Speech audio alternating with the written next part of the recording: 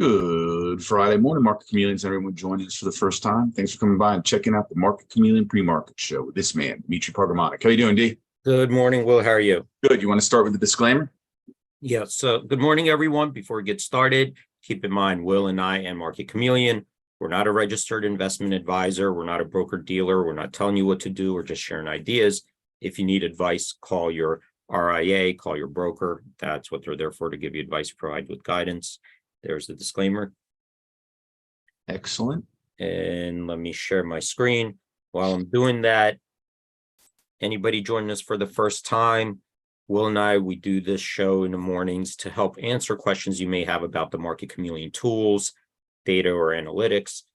If you want to come on the show and ask your question live, we provide a link to Zoom. You could click on that link. Once you get into Zoom, click raise your hand. You could ask your question live and direct. If you prefer to type your question in, you can type that question in a live chat on YouTube. Will's watching it. He'll read them back to me. And while we're waiting for more people to join us and for some questions to come in, we are in a little bit of a delay. Let's start out taking a look at the pre-market report, see if we could get some insights on stocks that are trading in pre-market hours. Then after that, if we get questions, we'll take those questions. If we don't get any questions coming in, we'll continue on some of the conversations we've been having this week regarding maybe we'll talk about a little bit of risk management, risk portfolios. Sound good? Sounds perfect. Okay. So pre-market report. These are stocks trading in the pre-market hours. Down here, we have a list of our most active stocks, our biggest percentage gainers, biggest percentage decliners. Coming down here, I see it 178 stocks made our percentage gainers list, 40 on the decliners. So right now, from that perspective, we look like we're setting up for a more bullish bias at the open. I'm going to just scroll up here really quickly and also just reference this table up here. And right now it's June 2nd. This is a summary of what's going on in the pre-market hours so far. And you can see this table, it divides it up into two sections: stocks that are up in the pre-market hours, stocks that are down. So the number of stocks so far that are up in the pre-market hours, 645. The ones that are down, 203. If we take a look at the volume, there are 121.8 million shares that traded in a pre-market so far that are higher than the previous close. So on up volume, 40.1 million shares on down volume. And if we convert those to dollar values, because not all stocks are the same price, there are $4 billion worth of stocks bought are higher in the pre-market.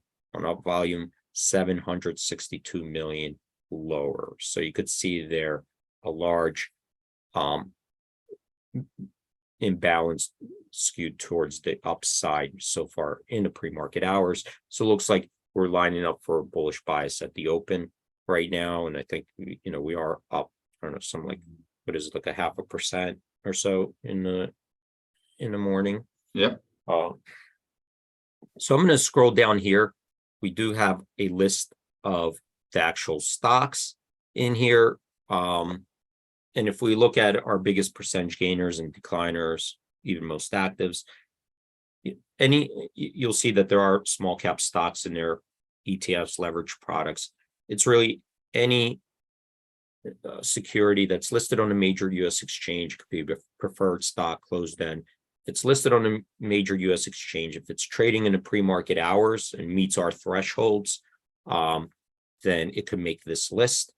So let's narrow down this list to a smaller group of stocks. And to do that, we could use the filters here above. In this one, I'm going to use this one in ETF. Click on that. You get a drop-down window to select from. So there are ETFs in there that are sector ETFs, broad-based ETFs, SPY. This first one, that's S&P 500 ETF. When you click on that, the list below will get filtered by stocks that are holdings in SPY. And this lets us see the S&P 500 constituents, basically. And we see here 37 stocks made our percentage gainers list, 5 on the decliners. So yes, from that perspective, we are also getting an indication, bullish bias at the open right now. And I think, what are we like? This like the sixth. I think this will be the 6th straight week of market gains. So pretty strong. A lot of it, I do think, is coming from, and we've been talking about it, the excitement around the AI technology. And we could see that a big portion of this rally is concentrated in those large cap tech companies. Right? They're responsible for a really big part of this rally. So let me see. We're at 9:07. Will Yeah, I think Rob had a question. He was asking, is there a way to filter? Let me get the exact question. Okay. Rob asked, is there a way to filter stocks by interest rates changes? Do we have a filter that can sort out stocks that are impacted when interest rates increase or decrease? I know the effects of earnings have a lot of effect on smaller companies that were SPACs or recent IPOs, any company that's not making money. He's wondering if there's a filter anywhere about how an interest rate change may impact the stock. Yeah. That's a good question. We don't have a filter like that, but I'll tell you why it's a good question, because every security, whether it's an option or a stock or bond, is pegged to interest rates, right? It's always competing. So that goes into, any financial model that you're trying to price in a security. There's always an input for the interest free rate, right? Because that's where you're competing. And stocks, you invest in stocks because you're looking at future cash flows. How much is the stock going to earn in the future? And based on that, you're giving it a price today. You're discounting it. What is the present value I would pay for it based on my projections on what Tesla or Microsoft or Apple will earn going forward.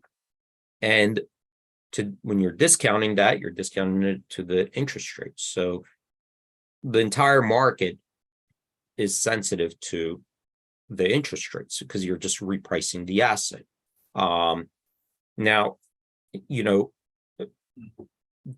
for each individual stock, trying to calculate the sensitivity of an interest rate hike, it would, you would have to run it through a model, and a lot of these stocks may be very different, and you would apply a different model to it. So you would probably apply a different pricing model to something like Apple than you would to maybe like a REIT, or maybe even a biotech stock or preferred stock. So I don't think there's an across the board model to figure out that. I think options would be easier, with the binomial model or the Black-Scholes model. You get this row, so it's much easier to calculate the sensitivity of an option price for a interest 1% interest rate move up or down. I think with the stock prices, it's a little bit harder because all these stocks have their own nuances and intricacies. So I don't think you could put a model across the board and try and be able to come up with a, how sensitive is the price to an interest rate move. It's a good question. I think you would have to maybe even take it on a case by case basis. But we don't have like a filter that would just filter out all of them, like a row. In an option price, we call it a row. A row is, this is the sensitivity of this particular option for an interest rate move up or down. So we can do that for options. For stock, we don't have a model like that to apply. It would have to be across the board. It would have to be a case by case, and you'd really have to understand the company itself, because not every company is the same. There are companies that are leveraged heavily, depend on a rotating line of credit to conduct their business. And those are the ones that are going to be the most hurt, right, as interest rates rise. Yeah, you'd have to see and you'd have to go in there and look at their balance sheet. So for example, even if we take a look at the banking industry, right, just the banking industry alone, there are some banks that are okay and doing fine in this environment because they have a good portfolio, they've hedged, and they structured themselves to kind of be prepared for rising interest rates. Then there is a different bank like SVB. What was the other one? That Federated. What was the other one that completely collapsed? Charles Schwab. Who would have thought Charles Schwab, would own some assets that were very sensitive to the long dated bonds. So what I'm trying to say is that there's no formula or equation that we could apply across the board, because each stock needs to be looked at individually, and you have to go in there and really break down. And you might not even have all the information, right? It might not even all be available, because who knows what kind of contracts they have and all the intricacies. But you would have to take it case by case and really analyze each stock and try to focus in on, what is their model, besides earnings projections, what are the assets that they own? How does their business model work? Are they very sensitive to lines of credit, or they could have loans that are fixed at a good rate, but they might be coming up due, right? They might be coming up due in a year from now, and then they could be exposed to higher interest rates. So it's a very good question, but we don't have a filter like that, because there's nothing that we could do to apply across the board. You could maybe you could just take free cash flow estimates and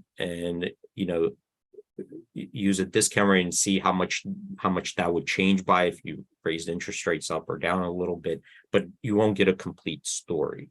Rob does ask, is that row of the Greeks correct? When you mentioned row. Well, it's one of the prices, Greek risks in the options. Yeah, right? for the option prices, right? For the option prices, there are ways to measure an option sensitivity to different risks, right? And these are, when you say correct, these are all estimates, right? When you're doing an estimate, you're saying, I have to keep everything constant. No, by correct, I think he just meant correct, that's what he was thinking, that it was row. So it's the row, right? Yeah, it's the row. So it's the right. In options, it's the row. So it's your row risk. So that correct, that's the row. We don't have a row for stocks. There's no formula or model out there because the stocks themselves are, they're not standardized like an option. They're very unique in their business models. And you would have to go in there and really break it down yourself to get, estimate the risk of interest rates to that company. I'm looking right here, I'm not sure why these are done, but here, this is Verizon, AT&T. I mean, these are Actually, that was Rob's next question. Is the charts are showing that three big telecoms, TVZ and TWS, so that's AT&T, Verizon, and T-Mobile, I think, are down. He's asking any reason why.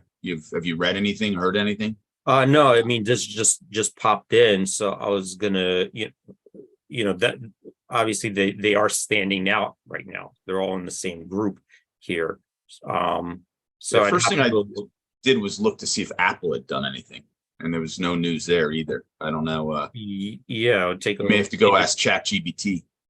Yeah, but obviously something happened that they're all getting impacted on as a group, which we would say is, that's industry specific risk. So you have market risk, industry specific risk, and then you have firm specific risk. So this is whatever is happening seems to be it's impacting all of them as a group right now. So we'd have to go and look, but these are pretty big. You got the market's up today. You got this down 7.5%. I think is that T-Mobile.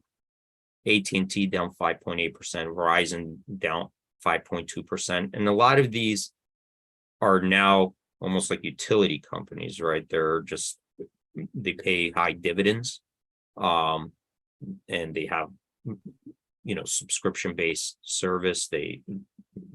With the cellular. Let me just see if I could see. I'm going to just click on this one. So this is AT&T. So there could be risk to the dividend yield. I don't know, but something obviously is happening this morning that's impacting them as a group. I'd have to go look. I don't know yet. All right. We did have another question. Questions are piling up today. Sarush asks, good morning, fellas. And this is on Zoom. He's asking this. Yep. What is your take on the upcoming Fed meeting and what the market reaction may be? I guess first question is, how would you find the next Fed meeting on the site? Where do we have that? Yeah, so we could go under the economic calendar here. And let me take a look if we have a way to. So this is the economic. So let me see here. I think there's one in June. These are. Let me see if I could find it this way. So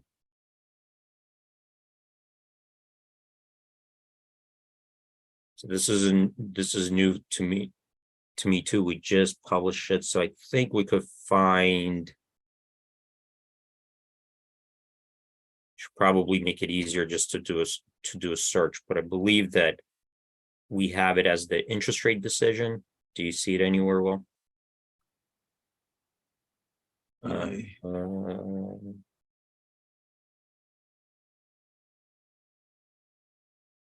But I believe in here, let me see. In here, you should be able to click on it and see when the next one is coming up. I'm going to make it easier. I think I need to create like a search for interest rate decision, but so in the next meeting is June 13th and 14th, are the next meeting dates. Okay, so it's coming up now. So far, some of the Fed officials have indicated that they might pause, right? That's our best indicator so far. Either they're going to pause and then raise interest rates later, or that they're going to All right, I can't, I'm just scanning here, but there's too many things. So it's somewhere in here. Here it is, interest rate decision, June 14th. Here. So that's the next one. But so far, these are the upcoming dates. But the indication is that they might pause in June and then maybe raise the next one, which will be in July. But they could change their mind because, whatever data comes in between now and then, there's still some time they could change their mind. If you look at the markets, though, to me, look, the stock market is doing really well. The job market is doing really well.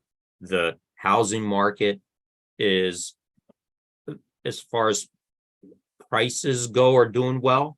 The prices are holding up. They haven't come in. It seems like there's still a lot of activity going on there, maybe slowed down a little bit, but not, we're not seeing prices of housing coming in. And inflation's not at 2%. So to me, it seems like everything is in place to raise interest rates. Like if I looked at it, I've been like, well, that it doesn't look so far that anything really, maybe there's inflation came in a little bit, but it's not at their target rate. It's not at 2%. And everything seems to be so far absorbing the higher interest rates. So it seems to me that there's justification for them to continue raising until they have clear evidence that they've reached a restrictive point enough, to bring the inflation back down to that 2% target. Unless the 2% target is like, 5 years away, but if they want to bring it down to 2% quickly, then I think that there is enough justification to continue raising interest rates. And they might do it in July. They might pause and wait till July. Yeah, actually, Rob was saying that the odds are showing 30% that the Fed will skip or pause, like you were saying, on hiking interest rates in June. Yeah, and that's what they start giving indications, right? They start slowly, they'll put out some messages. They're doing it on purpose. These aren't like slips of the tongue. These are all prepared remarks that they discuss, and before they go out there and say things, they're very careful and they try to signal to the market, what they might be intending to do, and then they watch the reaction, right? So they want to see, well, if we say we may pause, right? So there's somebody put out a signal, we may pause, then they want to see, well, what did the markets do if we said that? And if the markets went crazy, maybe they wouldn't pause. If the markets are reacting in a way that they like, then they may sit there, they may pause in June. Right now, that's the indication that June is going to be a pause. And the markets seem to like that. Now, the other part, the question came from Sarush, and he's maybe never seen, we do have a stock screener that we can actually plug into the event-driven historical insights. So if he wants to play around with that may be something worthwhile, because you can actually see how, stocks have reacted to the Fed. Because the Fed meeting has become a bigger deal, right? 3 years ago, no one would even have asked questions about it, but we do have that screener that allows you to see how stocks have performed in the past in different positions. Like here's the FOMC meetings. Here, I'm going to do it in SPY. So here's what happened leading up to them. So these are the last, I believe, 12 FOMC meetings. So you could see they started hiking here, right? March 16th, 2012, right? The rate hike, you could see here 50%, 50 basis points. 50 basis points, March 16th. Rate hike. Then you got one up to 1%, 1.75%. This is what the market did leading up to it.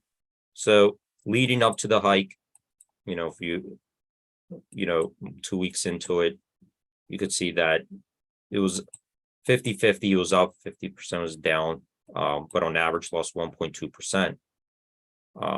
Day of, so the day of the meeting, right, the stock market tended to open higher on the day of the meeting. It was up 67% of the time in the morning, up on average 0.4%. And looks like by the end of the day, it was 50-50 up or down. But that day of the hike, you could see, it was skewed towards the upside.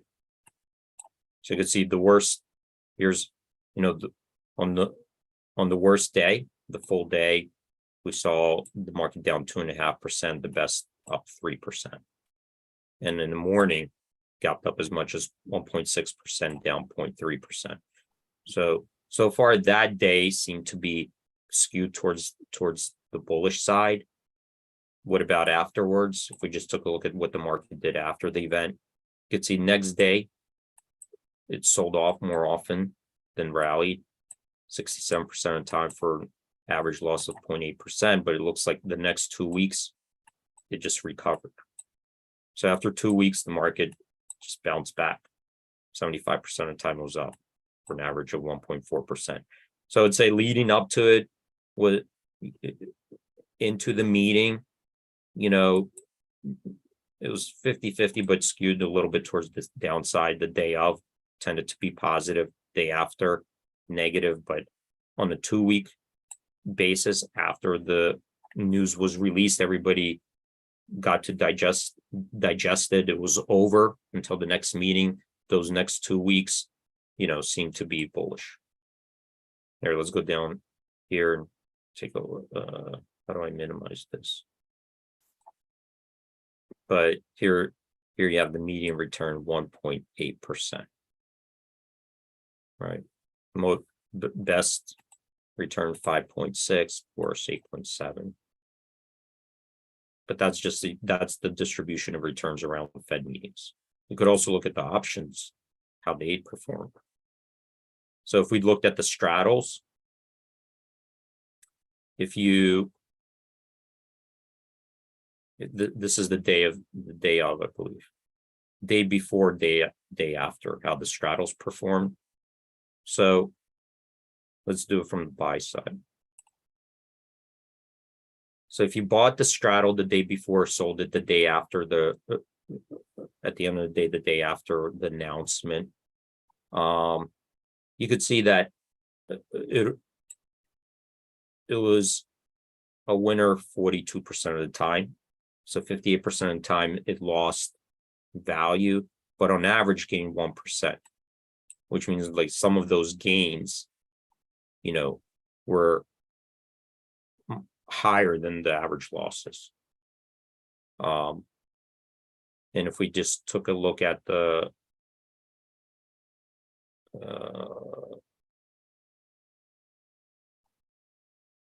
is this the so the at the money call, long at the money call, we could see that one performed, half the time it was up, half the time it was down, for an average gain of 30%. And then out of the money call, it was a winner 33% of the time, but for average gain of 56%. So this just shows you that some of those that were really up, so you could see like over here, July 27th, the call was 88 cents, a 25 delta call. The stock was on the 396 strike. The stock was 390. So remember, this was an out of the money call, but the next day, the underlining went from 390.90 to 401.26, and that made the call go from 88 cents to $5.90. 19 cents. All right, so that was a 500% gain there in the upside call. But a lot of times it was a loser. See, a lot of times you lost almost 100% of it. So if you did it all of these times and sat through the big gains, they offset the big losses. All right, we're right after 9:30, Will. So Yeah, that was awesome, Deep. Great. Thanks for the questions, Sarush, Rob, everyone bringing it today. Everyone have a great weekend. Any final words, D? yeah, no, everyone stay safe out there. Have a great weekend. Hope to see you guys on Monday. Yeah, thanks for joining. Have a great trading day, everyone.